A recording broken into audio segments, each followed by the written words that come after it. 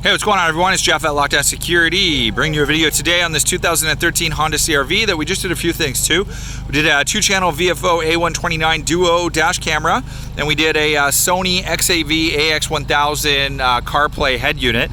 Reason for the video, I just want to show you what it looks like installed, what being the Sony XAV-AX1000.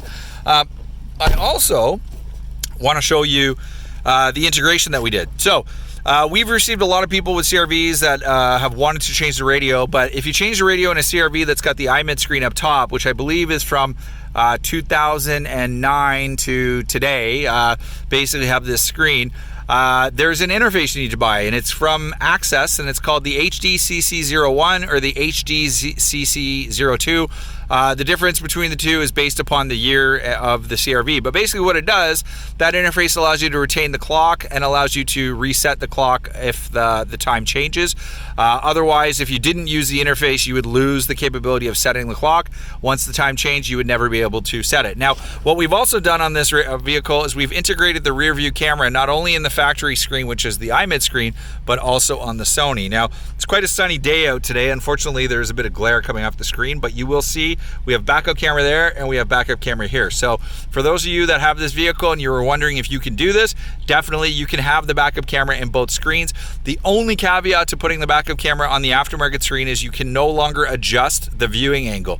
This Honda camera has a relatively unique feature in that not many vehicles have this feature. You can adjust the viewing angle of the backup camera. If you do this integration like this, you can no longer do that adjustment. So just want to let everybody out there know that you cannot do the adjustment anymore.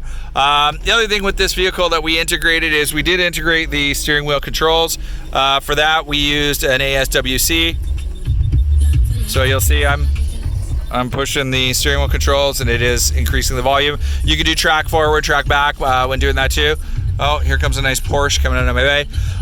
With all that being said, basic integration. I've done videos on the AX1000 previously, so many of my viewers already know how it works. It's got Apple CarPlay, AM/FM tuner, digital media. It's a really cool radio. It's one of the cheapest or lowest cost, I should say, Apple CarPlay radios, and it's got front USB, so you just plug your lightning cable in there. It's all touchscreen, 6.1 inch.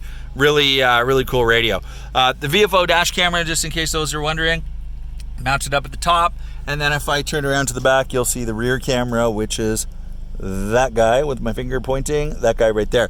VFO A129 1080p dual channel dash camera, so it's 1080p on the front and the rear. It's got the Starvis image processor for superior night vision, and it's got Wi-Fi, so you can watch the footage on an app, and that's pretty much it.